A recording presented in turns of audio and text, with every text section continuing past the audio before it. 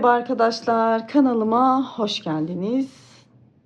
Nasılsınız? Umarım iyisinizdir. Beni merak eden arkadaşlarım, ben de çok iyiyim. Teşekkür ediyorum. Bugün sizinle arkadaşlar bir markada görmüştüm. Yalnız o rafya ile işlenmiş ama ben elimde koton makrame ipim vardı. Onunla öreceğim bu sefer ama siz rafyada kağıt iple de örebilirsiniz. Kağıt ip ve rafyayla da denemeyi düşünüyorum. Bu bir dediğim gibi ünlü markanın çantası, üstüne böyle deri bir parçası var. Ben onu hani herkes bulamayacağı için normal bir üstüne deri sap da takmayı düşünüyorum. Ona daha karar vermedim ama zaten siz de göreceksiniz hani neye karar verdiğimi. Önce parçalarını hazırlamakla başladım. Şöyle bakın arkadaşlar, hanım dilendi bey beğendi modeli var ya, ondan çok basit bir yapımı var. Şöyle 4-5 tane şimdi ben 4 tanesini yaptım. 5 parçadan oluşuyor. Bir tane tabanına, 4'er tane de yani birer tane de kenarına, 4 köşe olduğu için toplam bu parçadan 5 adet yaparak örgümüzü tamamlayacağız. Bunun için arkadaşlar şöyle bakın, pamuk makrame bendeki, siz polyesterde kullanabilirsiniz, kağıt ip de kullanabilirsiniz. Elinizde ne varsa ona göre uyarlayabilirsiniz. Şimdi arkadaşlar bakın, benim elimdeki bu koton 2 milim kalınlığında bir koton makrame. Şimdi ben burada 4 tane motifimi yaptım. Bunlar 200 gram arkadaşlar. 200 gram makrame ipten yaklaşık 3 tane kullandım. Yani toplamda 4 tane 200 gramlık makrame ip, koton makrame ve 2 milim kalınlığında yeterli olur diye düşünüyorum. Ben 3 tane kullandım. Şimdi bir tane daha yapacağım. Bir de etrafının dönüşünü ve birleştirmelerini yapacağız. Toplam 3,5-4 tane 200 gramlık 2 milim koton makrame ip yeterli olacaktır. Şimdi arkadaşlar karelerimizin ölçüsünü vereceğim size. Bu motiften 5 tane yapacağız arkadaşlar. Şimdi bakın, 23, şöyle 24 santimlik, burası da çünkü böyle kare olduğu için 24 santimlik parçalarımız var. Burada şöyle bir şey var. Çantanızın bakın yüksekliği şöyle düşünün. Burayı diktikten sonra şurası mesela 24 santim. Bunu daha büyük parçalarla da yapabilirsiniz. Tabanında da bundan olacak. Kenarlarına da aynı motiften böyle yapıp ekleyeceğiz. Şimdi sizle modelin nasıl yapıldığını paylaşacağım arkadaşlar. Şimdi ipimi alıyorum. 3,5 milim tığ kullanıyorum. Burada 4 de kaldırır. Ama ben böyle tok bir görüntü olmasını istediğim için, gevşek olmasını istemediğim için 3,5 milimle öreceğim. Şimdi arkadaşlar örümüne, şimdi modeli zaten çok basit. Şöyle zaten 2 sıra yaptık mı aynı mantıkta yukarıya kadar ilerleyecek. Burada da bakın şu ortadaki bakın motiften doğru sayıyorum size. 1, 2, 3, 4, 5, 6, 7, 8, 9, 10 sıra motifimizi büyütmüşüm. Şimdi sizi yaklaştırıyorum ve örneğimize başlıyoruz.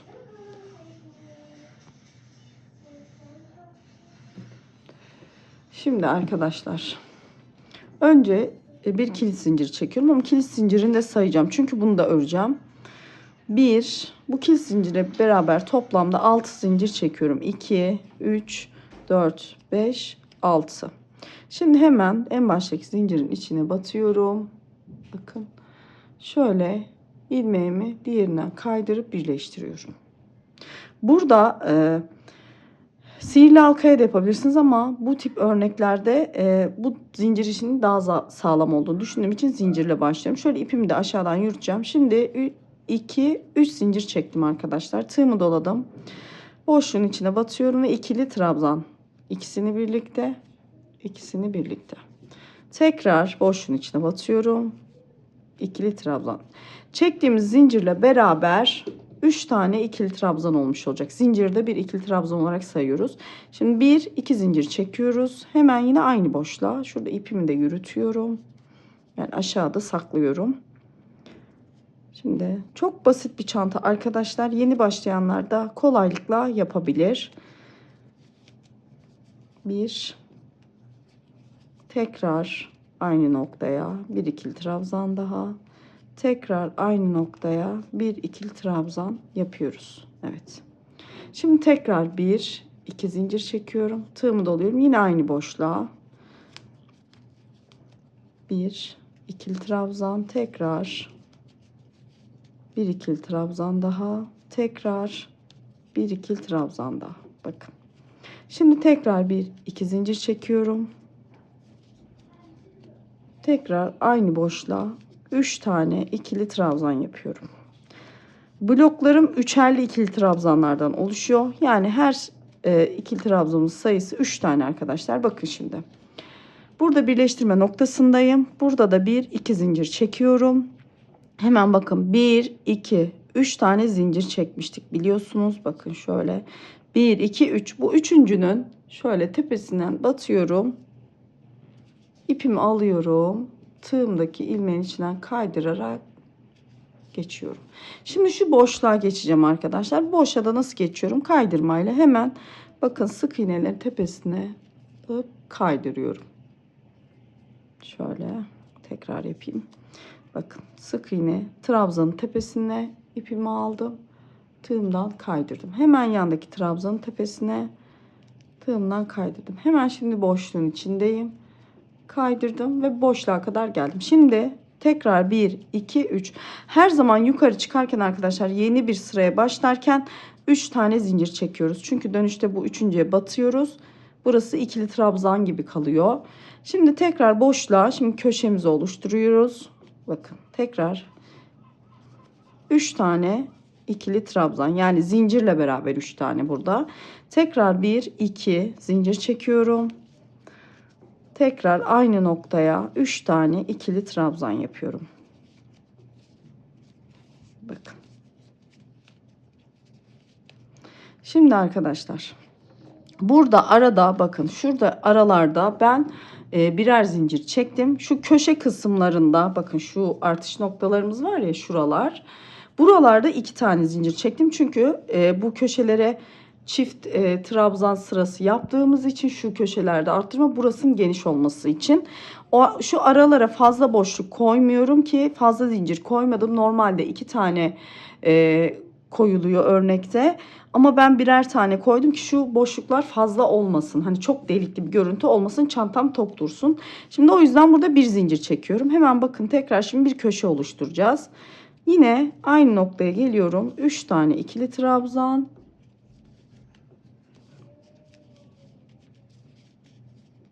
Bakın. Şimdi 1 2. Çünkü buraya köşe oluşturuyoruz. 2 zincir. Tekrar aynı noktaya 3 tane ikili trabzan. Bu arada hızlı yaptığımı düşünüyorsanız, ki ben de düşünüyorum arkadaşlar. Çünkü ya hem otomatikman ben de istemsizce alıştım. Hızlı örüyorum yani. O yüzden oynatma seçenekleri var. Oradan video hızı oynatma kısmından yavaş alıp izleyebilirsiniz. Şimdi bakın buraya bir zincir çekiyorum. Köşemi oluşturdum. Şimdi şuradaki köşeye geçerken bir zincir çekiyorum. Tekrar köşeye yapacağımız yere batıyorum. Buraya 3 tane ikili trabzan.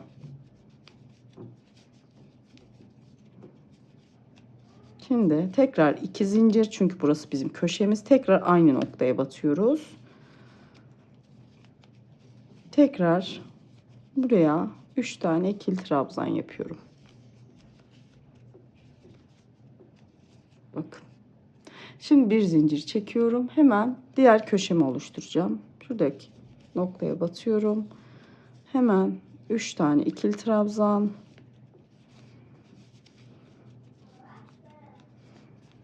Bir iki zincir. Tekrar aynı noktaya. Şöyle elimle de şöyle düzelteyim. Aynı noktayı tekrar 3 tane ikili trabzan. Bakın. Şimdi tüm köşelerimizi oluşturduk. Şimdi burada bağlantı yapacağız. Bir zincir çekiyorum. Bir, bakın. 1 2, şurada 1 2, üçüncünün tepesini tekrar batıyorum ve ilmek kaydırmayla kaydırıyorum. Hemen şuraya geçeceğiz. Çünkü örneğimizi tekrar buradan kuracağız. Hemen şöyle bakın, trabzanların tepesine batıyoruz. Kaydırma. Yandaki trabzanın tepesine kaydırma. Ve hemen şuradaki boşluğa geliyoruz ve kaydırma yapıyoruz. Ve geldik, bakın örneğimizi birleştirdik. Şimdi tekrar 1 2 3 zincir. Her zaman 3 zincirle yukarı çıkıyoruz. Şöyle elimizle düzeltelim. Eğer motif makineniz varsa bu yaptığınız motifleri motif aparatının üstüne koyabilirsiniz. Daha düzgün durur. Şimdi arkadaşlar tekrar örneğimizi kuruyoruz. Artık köşelerimizin yeri belli. Bakın 1 köşe, 2 köşe, 3 köşe, 4 köşe. Köşelerde her zaman ortada 2 zincir çekeceğiz. Diğer yerlerde 1 zincir. Şimdi köşedeyiz arkadaşlar. Tekrar 2 adet daha ikili trabzan yapıyorum. Burayı üçledim bakın. Tekrar 1 2, sadece bu 2 zincir şu köşe arttırmalarında olacak. 2 zincirle trabzan yaptık. Tekrar aynı noktaya ikili trabzan, tekrar ikili trabzan. Şimdi bir zincir çekiyoruz. Hemen şimdi buraya 3 tane ikili trabzan yapıyoruz. 1 2 3, bakın. Şimdi bir zincir çekiyoruz. Köşeye geldik. Ortaya batıyoruz. Buraya yine köşemizi yapıyoruz. 3 tane ikili trabzan, 2 zincir, 3 tane ikili trabzan. Bakın 3 ikili trabzan, 1 2, tekrar 3 tane ikili trabzan.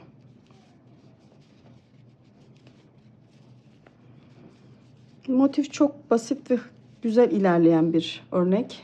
Bir zincir çekiyorum. Bakın arkadaşlar, şimdi buraya trabzan yapıyoruz. 3 tane ikili.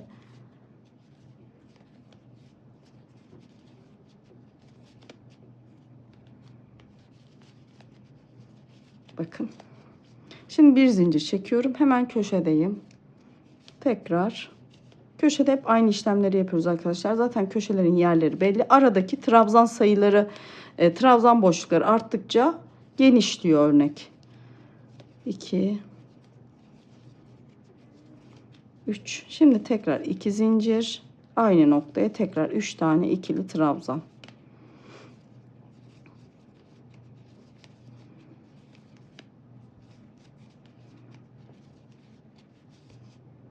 Şimdi bir zincir. Bakın boşluktayız. 3 tane ikili trabzan.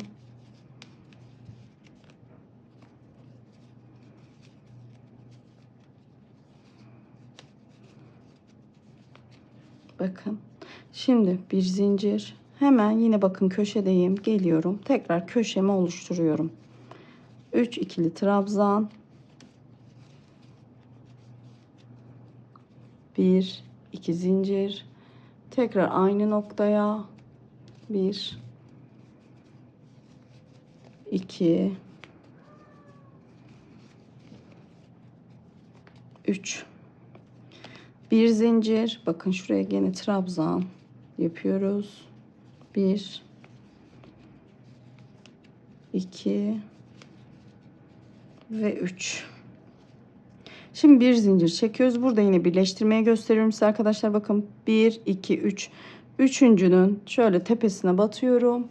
İlmeğimi alıyorum ve tığımdakinden kaydırıyorum. Hemen trabzanların tepelerine tekrar şöyle bir kaydırma yaparak şuradaki köşe boşluğuna geliyoruz ve tekrar örneğimizi yukarı çıkıp tekrar devam baştan aynı örneği kuracağız. Bakın. Şimdi 1 2 3. Evet arkadaşlar, bakın örneğimiz bu şekilde devam ediyor. Evet arkadaşlar, bakın şimdi yaklaştırayım biraz. Şimdi arkadaşlar 3 zincirle yukarı çıktık. Her zaman şu birleştirme noktasına 3 zincirle yukarı çıkıyoruz. Şimdi bakın bu köşelerimiz zaten belli. Köşe kısımlarımız. Buraya her seferinde şöyle 3 tane zincirle beraber 3 tane ikili trabzan. Burada 1 2 zincir çekiyoruz. Burayı karıştırmayın arkadaşlar. Sadece köşelerde, bu ortalarda 2 zincir çekiyoruz. Şimdi tekrar 3 tane ikili trabzan yapıyoruz. Şimdi sadece bu köşelerde arada 2 zincir çekiyoruz. Şimdi diğer şu kısımlara yapacağımız trabzanların aralarında bir tane zincir. Bakın şimdi bir zincir çekiyoruz. Hemen şimdi şuradaki boşluğun içine batıyoruz. 3 tane ikili trabzan. 2 ve bakın 3 tane. Şimdi bir zincir çekiyoruz. Çünkü yandaki boşluğa da tekrar üçlü trabzan yapacağız. 3 tane ikili trabzan, pardon. Şöyle 2, üçüncü de yapıyoruz. Her sırada bu bakın trabzan bloklarımız artarak motifimiz bu şekilde ilerliyor. Şimdi köşeye geliyoruz. Yine bir zincir çekiyoruz. Köşenin içindeki zinciri 2 tane çekiyoruz. Şimdi şu araya battık. Şimdi 1 2 3 bakın.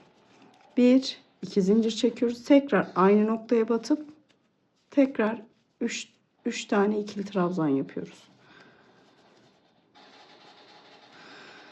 Bakın köşemizi oluşturduk. Köşelerde sadece 2 zincir çekiyoruz. Şimdi bakın trabzan bloklarına geçtik. Bir tane zincir çektim. Şuradaki boşluğa 3 tane ikili trabzan yapıyorum. 2 3.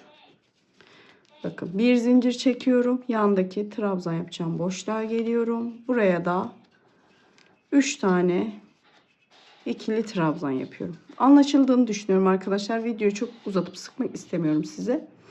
Şimdi bu şekilde yapıyoruz. Gördüğünüz gibi her sırada şu blokların sayısı artıyor.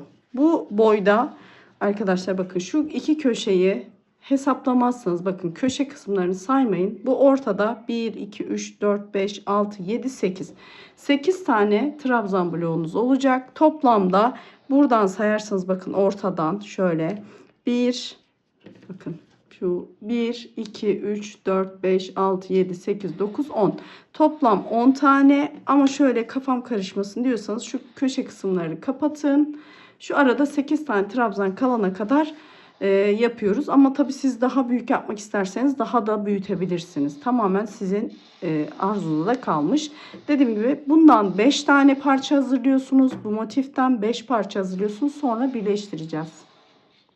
Evet arkadaşlar motiflerimi bitirdim. Bakın 1, 2, 3, 4, 5 tane motif. 5. de ipimi kesmedim. Siz de ipinizi kesmeden devam edebilirsiniz. Şimdi arkadaşlar birleştirmeye geçeceğiz. Yalnız birleştirmeden önce şöyle bir şey söyleyeceğim. Astar yapacağız. Astarı da şu şekilde göstereyim. Hani dikimde pek astar dikimini gösteremiyorum ama mantığını anlatacağım.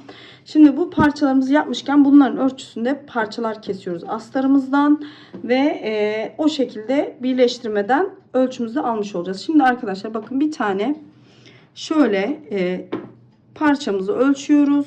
Bakın. Şöyle ölçüyoruz. Kaç santim geldi? Şimdi herkesin ip kalınlığına göre bu değişir. Zaten kare parça olacağı için bakın. 20 kaç santim diyor? 23 santim arkadaşlar. Bakayım. Yani bu değişir arkadaşlar. Önemli olan burada bunun kare olması. 23 santim bir kare parçamız var. Bunu üzerine koyuyoruz. Toplamda 1 santim olacak şekilde şuralardan boşluk bırakıyorum. Yani 1 santim oradan 1 santim buradan toplamda 25 santim şöyle bakın. 25 santim 25 santim astar kesiyorum. 25'e 25 yani birer santim fazlalık dikiş payı bırakılacak şekilde. Evet dediğim gibi 25 santime 25 santim kare bir tane parça kestim arkadaşlar. Buradaki maksat sizin kareniz ne kadarsa birer santim kenarlardan boşluk gelecek şekilde dikiş payı bırakarak kesiyoruz. Bir tanesini bu şekilde kare kesiyoruz. Diğerini şimdi arkadaşlar diğer 4 parçayı biraz daha uzun keseceğiz. Neden? Şimdi bakın onu da şöyle göstereyim. Üst kısmına doğru gene sık iğne sıramız olacağı için bunları birleştirirken ve kıvırma payımız da var. Yani bunu hesaplayarak veriyoruz. Bakın bunu da toplamda ben 30 santim kestim. Yine 25 santim arkadaşlar yan kısımları. Yalnız yükselti kısmına 30 santim yaptım. Çünkü burada sık iğne sıramız var. Bir de katlama payımız olacak. Hani şu şekilde düşünün. Buraya da sık iğne sıramız gelecek. O yüzden bunu 30'a 25 şeklinde 4 tanesini bu şekilde kestim. Sadece tabana gelecek kısmı tam kare şeklinde kestim. 1 santim. Diğer yan taraflara gelecek kısmını arkadaşlar 25 santime 30 santim. 4 tane parça kesiyoruz. Sonra bunları birleştireceğiz arkadaşlar. Çantayı birleştirdikten sonra bunları da makinede şöyle bakın. Şu şekilde bakın birleştireceğiz. Bunları da şöyle yapıp 4 şekilde aynı çantayı yaptığımız gibi şimdi göstereceğim size birleştirdiğimiz gibi Bu astarları da bu şekilde birleştireceğiz. Sonra kenarlarını birleştirip astar kısmımıza hazırlayacağız. Şimdi bunu göstermemin sebebi parçalarınızı birleştirmeden ölçülerini alıp astarlarınızı kesmeniz. Hani daha farklı bir astar çalışacaksanız orayı bilmiyorum ama ben bu şekilde yapacağım. Bunu da sizle paylaşmak istedim. Evet arkadaşlar, parçalarımı yaptım. Gördünüz. Astar kısmında anlattım. Şimdi birleştirmeye geçeceğiz. Önce 4 parçamı şöyle yan yana birleştirerek gideceğim arkadaşlar. Sonra hepsini tabana birleştireceğim. Şimdi şöyle bakın, kenarlarından şöyle şu şekilde birleştireceğim. Sonra hepsini tabanın etrafına çevireceğim. Şimdi gösterdiğim şekilde birleştirmemizi yapacağız. Şimdi ben burada ilmek kaydırma tekniği uyguluyorum. Şöyle yaklaştırayım size. İlmek kaydırma tekniğiyle birleştireceğim. Önce kenarlarını birleştireceğim arkadaşlar. Gösterdiğim şekilde 4 parçanın şöyle kenar kısımlarından. Ondan sonra tabana birleştireceğim. Şimdi şöyle bıraktığım ipten şöyle parçanın bir tanesini alıyorum. Bakın şöyle. Hemen yine burada köşe kısmına gelecek. Şöyle buradan ipimi alt kısma alıyorum. Şöyle ipimi alta alıyorum. Şöyle bakın, burada köşenin boşluğundayız. Burada da yine köşenin boşluğuna batıyoruz. Şöyle ipimi alıyorum, kaydırıyorum. Şimdi şurada trabzan, şöyle yaklaştırayım tekrar size. Evet. Şimdi burada sayılarımız eşit olduğu için bakın, şurada da trabzan bloğumuz, burada da var. Hemen bakın şöyle ilk 2 tanesinden tığımı geçiriyorum. Diğerini altta kalacak şekilde şöyle tığımı aşağı doğru batırıp alttan ilmeğimi alıyorum. Bakın. Ve kaydırıyorum tığımdaki ilmekten. Şimdi diğer trabzanın tepesine bakın. 2 kanadına birden batıyorum. Karşıda da ikinci trabzanın tepesinden aşağı doğru batıyorum. İpimi alıp çıkarıyorum. Tığımdakinden geçiriyorum. Üçüncü trabzanın tepesindeyim. Karşıda da üçüncü trabzanın tepesinden batıyorum. Kaydırıyorum. Şimdi burada boşluk kısımlarındayız. Bakın şöyle karşılıklı. Boşlukta da bu zincirin şöyle içinden değil, üsttekinin zincirinin bakın şöyle 2 kanadından batıyorum. Burada kaydırma işlemi daha düzgün dursun diye bu üst kısmı bu şekilde yapıyorum. Bakın zincirin içinden geçirdim. Karşıda boşluğun içinden batıyorum. İpimi alıyorum. Ve tığımdan kaydırıyorum. Hemen trabzandayız. Trabzanın tepesinden hemen karşıdaki trabzanın tepesinden aşağı doğru ve tığımdaki ilmekten şöyle kaydırıyorum. Hemen ikinci trabzan, karşıda da ikincinin tepesi, alıyorum, çıkarıyorum, tığımdakinden kaydırıyorum. Trabzanın tepesi,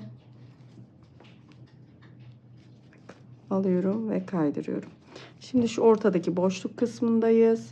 Hemen burada bu zincirin şöyle 2 kanadından batıyorum. Karşıda boşluğun içinden batıyorum.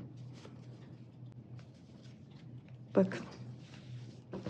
Bu şekilde kaydırmamız oluşuyor.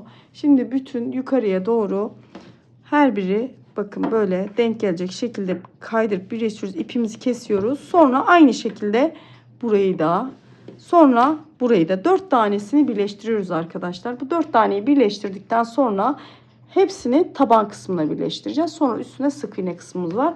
Söylediğim şekilde her biri birbirine denk gelecek şekilde birleştiriyoruz. Şurada bakın köşelerde de burayı birleştirip ipimizi keseceğiz.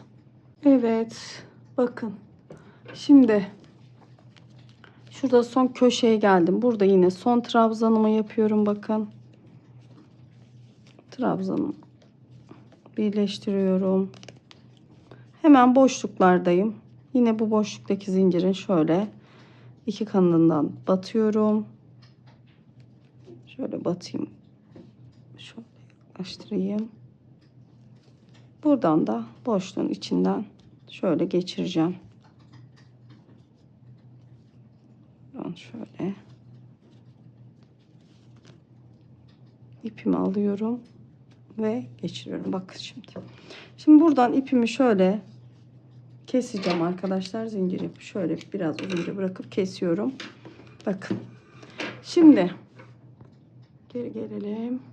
Şimdi bu 2, 3, 4 parçayı aynı şekilde kenarlarından birleştiriyoruz. Sonra taban kısmına geçeceğiz. Burayı birleştirdikten sonra taban kısmına gideceğiz. Önce şuraları birleştiriyoruz. Ondan sonra arkadaşlar tekrar bir işlemimiz var. Şu iki ucunu da buraya kapatacağız. Yani birleştirdiğimizde bunların bütün kenar kısımları birleşmiş olacak. Yani şöyle söyleyeyim size. Şimdi burayı birleştirdik. Şimdi şurayı da birleştiriyoruz. Şimdi şu kenarı da birleştiriyoruz. Ondan sonra bunu böyle çeviriyoruz arkadaşlar. Ve şu açıkta kalan kısmı da birleştiriyoruz. Sonra tabanımıza geçeceğiz. Dediğim gibi bütün kenarları birleştirdikten sonra taban kısmına geçiyoruz.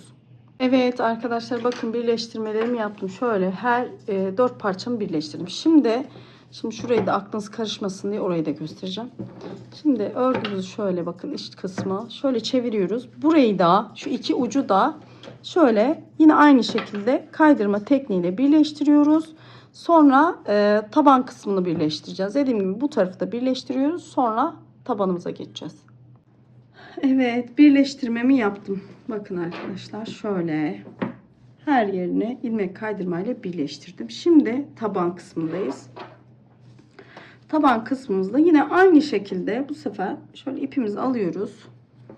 Aynı şekilde arkadaşlar burada birleştireceğiz. Yine ilmek kaydırmayla önce şöyle yaklaştırayım size. Evet arkadaşlar şimdi birleştirmemizi yapalım. Burada yine bakın şöyle ipimi şuradaki köşeden alıyorum. Şurada biraz ipimi uzunca bırakıyorum. Sonra burayı kilitleyip yürüteceğim. Bakın şimdi buradan başlıyorum. Şimdi burada bakın birleştirdiğimiz kısımlar var. Yine burada şu birleştirme köşesinin ortasından batıyorum. Buradan ipimi alacağım. Aynı demin birleştirdiğim gibi kaydırmayla başlıyorum kaydırmaya. Her birinin içinden şöyle bir tane, şimdi bu ipi biraz çekeceğim. Dediğim gibi örgü sonunda zaten bu ipi yürütüp ve sabitleyeceğim içeriden. Düğüm atmayı sevmediğim için ben genelde bu şekilde yapıyorum. Şimdi şuradan ipimizi yine aşağıdan tutuyorum. Yine bakın şurada trabzanın tepesi, karşıda trabzanın tepesine batıyorum. Şöyle. Bakın. Hemen ilmeğimi alıyorum ve tığımdaki ilmekten yine kaydırıyorum. Hemen yandaki trabzan, hemen onun yanındaki trabzanın karşısına denk gelen trabzanın tepesindeyim. Bakın. Evet, ipimi yine alıyorum. Aynı şekilde birleştiriyorum. Zaten arkadaşlar sayıları eşit olduğu için hiçbir kayma vesaire olmuyor, merak etmeyin. Her biri karşıdaki ilmeğe denk sayıda olduğu için karşılıklı gelecek. Bakın boşluktayız. Yine şöyle zincirin tepesine battım. Karşıdaki boşluğun içine battım. İlmeğimi alıp kaydırıyorum. Hemen bakın trabzandayım. Hemen karşıda trabzanın tepesinden batıyorum. Kaydırıyorum. Trabzandayım. Batıyorum. Kaydırıyorum. Şimdi bu şekilde arkadaşlar bu köşeyi birleştiriyoruz. Sonra bunu birleştirince yan tarafa geçeceğiz. Şimdi arkadaşlar bakın şurada köşeye kadar geldim. Şöyle göstereyim. Burada köşede de bakın yine köşeye batıyoruz. Hemen yine aynı noktaya boşluğa tekrar batıp şöyle bir kaydırma yapıyorum. Bakın. Şimdi bu tarafa geçiyoruz. Hemen yine bu köşeye tekrar batıyorum. Bakın buradaki ipimi alıyorum. Kaydırma yapıyorum. Şimdi dönüyorum. Bakın şimdi artık yine yaptığımız gibi trabzanların şöyle tepelerine batıp dönüşümüzü yaptık zaten. Trabzanların tepelerine batıp devam edeceğiz. Köşelerde böyle bu şekilde dönüyoruz. Oldukça pratik arkadaşlar. Evet. Hemen yine şurada trabzan tepesine battık. Evet. Boşluktayız. Burada sık iğneyi şöyle zincirin iki kanadını alıyorum. O şekilde burada kaydırma yapıyorum. Evet. Şimdi tekrar trabzan tepelerindeyiz. Şimdi evet. Bakın arkadaşlar. Bu şekilde dönmüş oluyoruz. Şimdi bütün köşeleri böyle birleştiriyoruz arkadaşlar. Çantamızın birleşim kısmını şöyle yaklaştırayım. Uzaklaştırayım pardon. Bütün şöyle kenarları aynı şekilde, köşeleri de aynı mantıkla birleştiriyoruz. Burada bakın birleştirdikten sonra hem buradaki boşluğa, sonra karşıya yana geçerken buradaki boşluğa da aynı noktada birleştiriyoruz. Burada gösterdiğim şekilde 2 kez bu boşluğa batmış olacağız. Sonra birleştirince ağız kısmına geçeceğiz.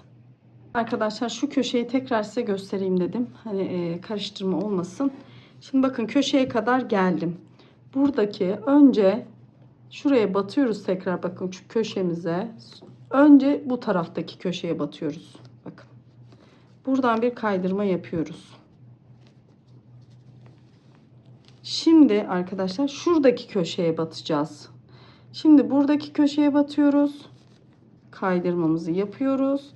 Ve artık dönüyoruz ve trabzanların tepelerine batarak kaydırmalarımıza devam ediyoruz.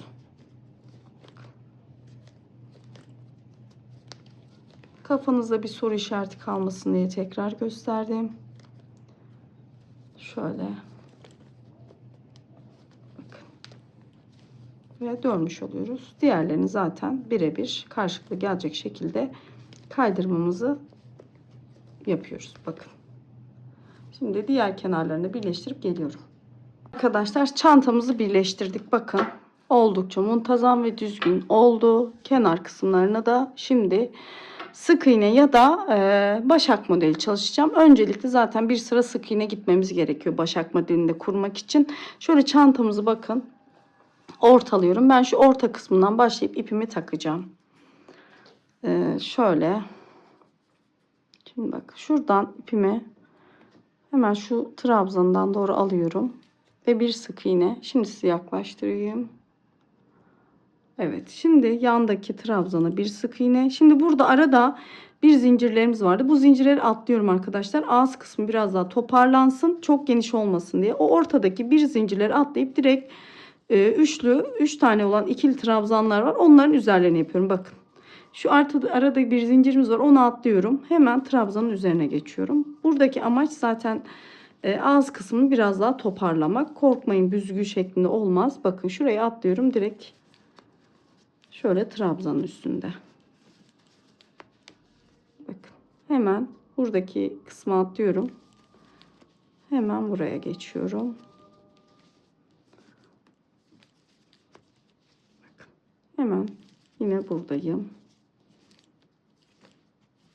2 3. Şimdi bakın şurada birleşim noktalarımız vardı. Burayı da hemen şuraya bakın. En son birleşim noktasına batıyorum. Ben şöyle ortasına doğru batmayı tercih ediyorum.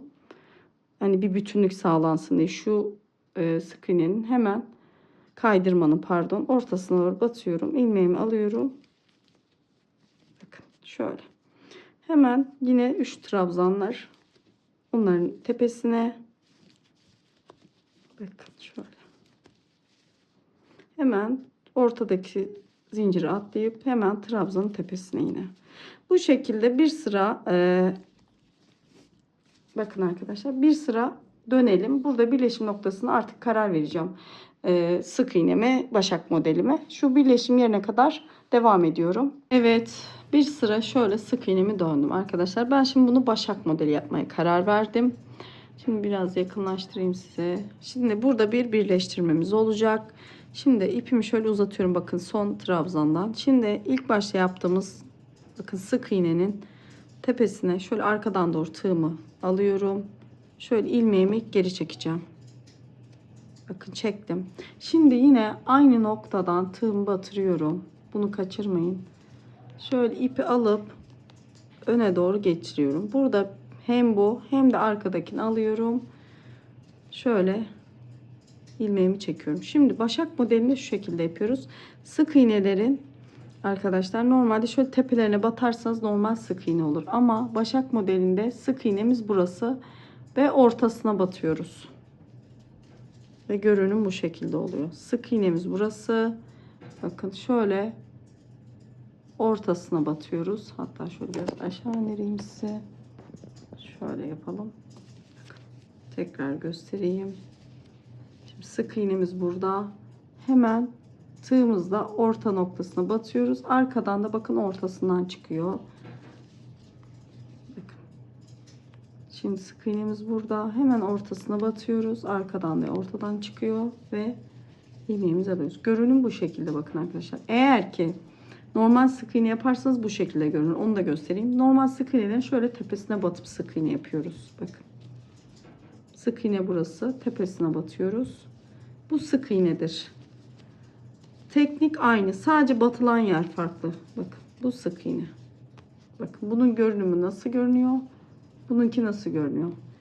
Şimdi bu şekilde devam ediyoruz. Birkaç sıra öreceğim arkadaşlar. Aynı şekilde ilmeğimizin şöyle ortalarına batarak sık iğnelerimizi, pardon, başak modellerimizi yapıyoruz. Şöyle bir kere daha gösteriyorum. Sık iğnemiz burada, ortasına batıyoruz. Evet. Sık iğnemiz burada, ortasına batıyoruz. Aynı şekilde örgümüzü her seferinde arkadaşlar bakın. Şimdi dediğim gibi ben 4 sıra ya da 5 sıra, ne kadar bilmiyorum şu anda. Şöyle uzaklaştırayım. Ne kadar yapacağım bilmiyorum. Bitince söyleyeceğim kaç sıra yapacağımı. Burada yine aynı şekilde geliyoruz. Gösterdiğim teknikle ipi arkaya alıyoruz. Sonra yukarı çıkıp aynı şekilde devam ediyoruz. Dediğim gibi en az 4 sıra örerim diye düşünüyorum. Etrafını dönüyoruz ve bitireceğiz arkadaşlar. Ondan önce de bu başak modeli sırasını bitireceğiz. Ondan sonra ağzına belki ilmek kaydırma yapabiliriz. Dediğim gibi önce şu başak modeli sıralarımızı bir tamamlayalım. Burada 4 sıra başak modeli sıramı tamamladım. Bu şöyle bakın, yükseklik benim için yeterli. Şimdi en sonuncu bakın birleşim yerindeyiz. Burada ilmek kaydırma yapacağım bir sıra, çantamın ağzının zamanla bozulmaması için. Şimdi direkt bakın burada şöyle bu sefer böyle yaklaştırayım sizi. Bakın. Hemen buradan şöyle ipimi sıkıyorum. İpimi alıyorum. Tığımdaki ilmeğimden geçiriyorum. Hemen yanındaki. Hemen yanındaki. Bakın. Burada çok fazla sıkmayın elinizi. Çünkü hani bu ip çok esneyen bilen bir ip değil. Yine de çantanızın ağzının pot durmaması için burada fazla böyle bir sıkma işlemi uygulamayın. Hemen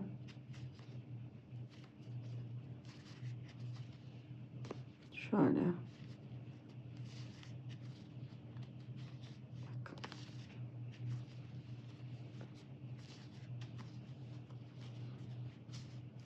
Bakın bu şekilde tekrar gösteriyorum. Batıyorsunuz.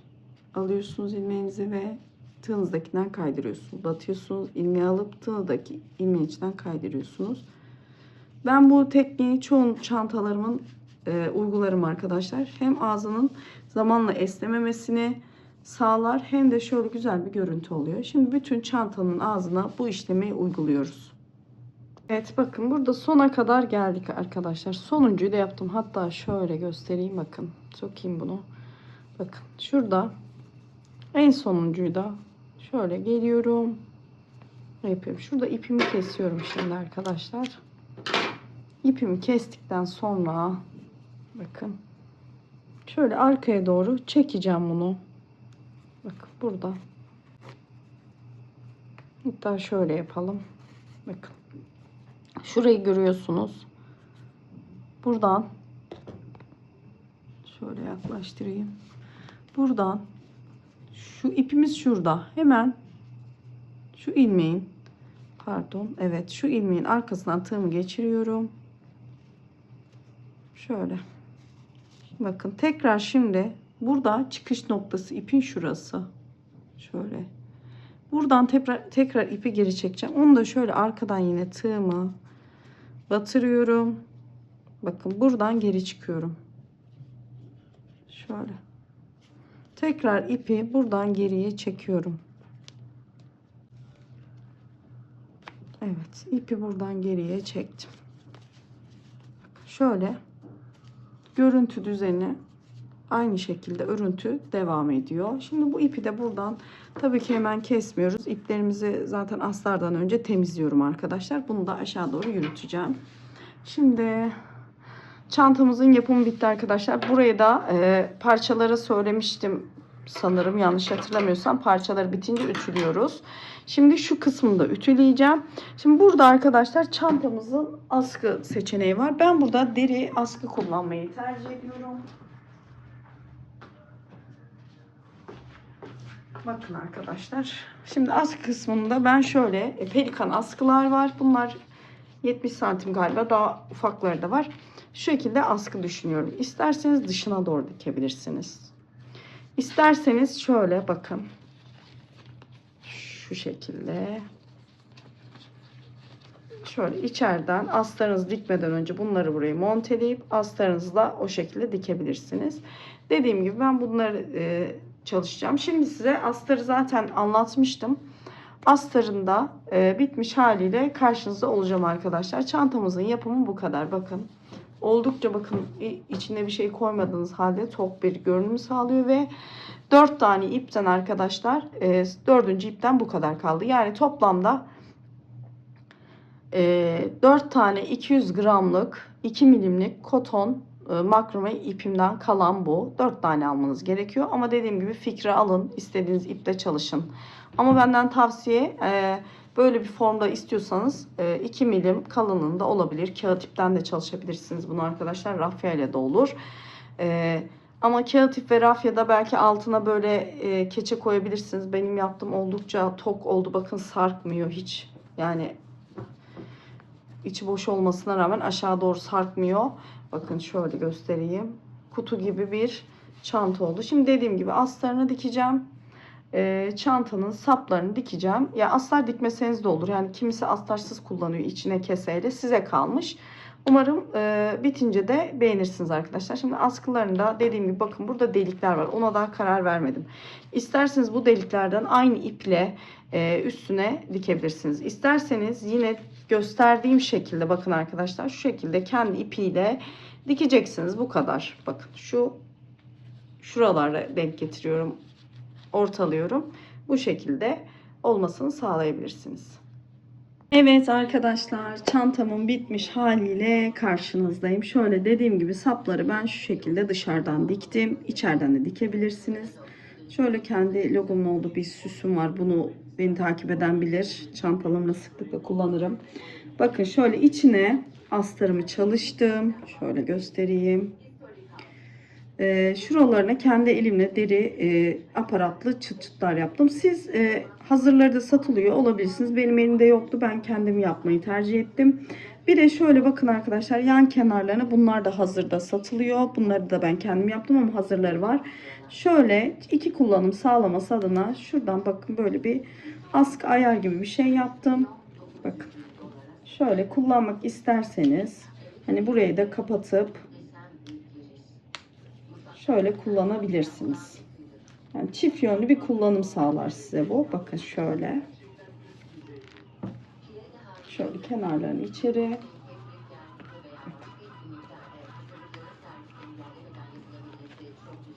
Şu şekilde iki kenarlarını bakın askılarınız şöyle karşılıklı gelecek şekilde kapatıp hani bu şekilde de kullanabilirsiniz.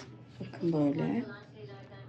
Alt kısmı böyle ve hiçbir şekilde İçine keçe vesaire hiçbir şey çalışmadım. İpin kendi yapısı gereği ve 3,5 milimle işlediğim için arkadaşlar tok durdu. Bakın eski haline getirelim.